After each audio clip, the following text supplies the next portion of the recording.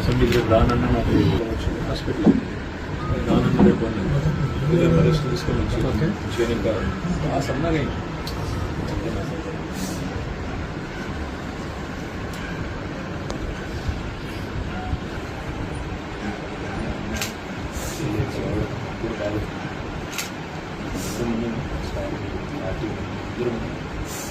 కుటుంబంతోనే కష్టమైన తేలిందని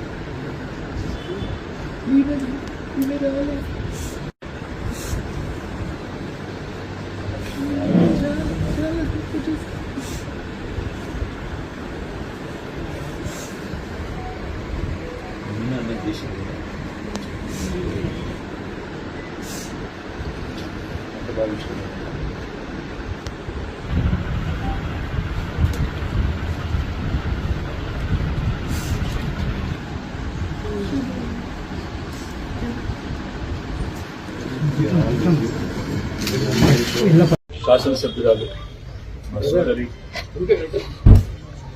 కుమారి రాశ్యానందిత గారు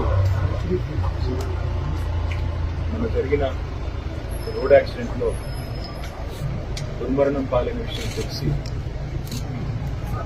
పార్టీ మొత్తం అదేవిధంగా కంట్రోలింగ్ ప్రజలు మొత్తం కూడా దిగ్భ్రాంతికి తీవ్ర విస్మయానికి తీవ్రమైన బాధ కూడా అందరం కూడా ఆ అమ్మాయిని అదేందుకు తెలియదు కానీ దాదాపుగా 10-15 రోజులుగా వివిధ రకాల దుర్ఘటనలు వెంటాడడం చివరికి ఈ రకంగా వారు అకాల మరణం పాల్గొవడం మమ్మల్ని అందరినీ కూడా తీవ్రంగా బాధ పెట్టిన సందర్భం. దురదృష్టవశాత్తు నేను ఆ రోజు విదేశాల్లో ఉండడం వల్ల రాలేకపోయాను. అమ్మాయి నిజంగా కూడా లాస్యనందిత గారు ఎలక్షన్ ప్రచారంలో కానీ అంతకుముందు గతంలో కార్పొరేటర్ గా పనిచేసినప్పుడు కానీ కవాడి కూడా నాకు చాలా సన్నిహితంగా ఒక చెల్లెల్లాగా దగ్గరగా పనిచేసిన మా సోదరి వాళ్ళ మా మధ్యన లేదు అంటే అందరం కూడా బాధపడతా ఉన్నాం.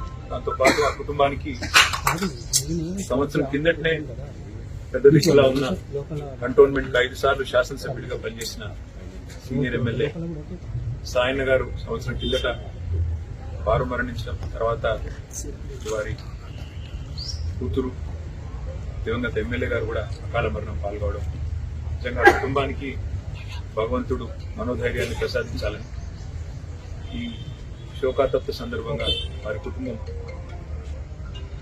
మనోధైర్యంతో నిబ్బరంతో ఉండాలని వారికి అండగా మేమందరం కూడా పార్టీ పరంగా గౌరవ కేసీఆర్ గారితో పాటు పార్టీ పరంగా అందరం కూడా ఉంటాం. వారికి ఏ కష్టం వచ్చినా ఏ దుఃఖం వచ్చినా ఏ రకమైన అవసరం వచ్చినా మేమందరం కూడా అండగా సోదరుల్లాగా నిలబడతామని చెప్పి కూడా వారికి తెలియజేస్తూ కంటోన్మెంట్ ప్రజలు కూడా మంచి మెజారిటీతో అమ్మాయిని గెలిపించారు. వారికి కూడా ఈ మరణం తీరని లోటు. తప్పకుండా వారందరికీ కూడా పార్టీ అండగా ఉంటుందని చెప్పి కూడా తెలియజేస్తుంది.